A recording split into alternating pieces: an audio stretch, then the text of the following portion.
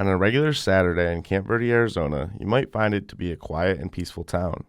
But between March and September, that may change as there's one thing that draws people from all over the state and the West Coast to this small little town.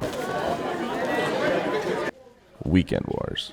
Because of the high cost of wrestling tournaments around the state, assistant wrestling coach Mario Chagolla Sr. and the Camp Verde wrestling program started opening up their doors to teams from all over the state and the country in 2005, with one catch. It was all for free. We started out with four teams. From there, my God, it just grew. It wasn't just the poor people coming in. It was people that were financially well set, but they were willing to come because of the turnout rate. It was the biggest thing, in the state of Arizona. At one time, there were 28 different state champions from across 4 states at the same gym at Camp Verde, all with different styles and techniques. But Weekend Wars hasn't just raised the level of wrestling across the state of Arizona. It has helped kids who didn't have anywhere else to turn. We try to help them in life because to me, nothing mirrors life more than wrestling. Because in life, just as in wrestling, you're going to encounter barriers, obstacles, walls, and you got to learn to improvise, to adapt, to overcome. Weekend Wars has prepared Camp Verde wrestlers to be the best, but it has also prepared them to be humble in defeat. 4-time state champion Ryan Allred only lost 1 match during his high school career, but said when it came to being in the gym on Saturdays, he learned losing wasn't so bad.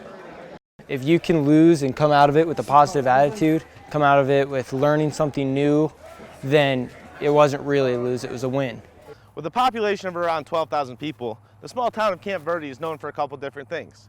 Its Pecan and Wine Festival, its Fort Verde Historical Park, and its prime location on the Verde River. But according to Chagolla, there's one thing that stands above the rest when it comes to knowing what Camp Verde is all about, and that is wrestling. Everybody knows this is a wrestling country, You're going to be here, you're going to be a wrestler, brother. And if not, then you're going to go do another sport, but wrestling's it. This is the one program that has taken 7 state championships. We've taken 4 times runner-up. We're always in the top 5. And every year we average at least 3 state champions every year. Former head coach Bob Weir was at the helm for 6 of those 7 state championships. And he believes that it's not just their success on the mat that has given them a great name, but how their wrestlers carry themselves off of it. Respect level, the hard work of our kids and their attitude and their politeness. And our demands when we go to eat in restaurants, you took your hat off. There was a level of respect that we instilled. And I think that was probably the most that made us in the state, made us really recognize more than winning is the way our kids manage themselves and our coaches. Without having to charge anything, the culture and nature of the Weekend Wars program has allowed wrestlers to gain valuable mat time over the past 11 years.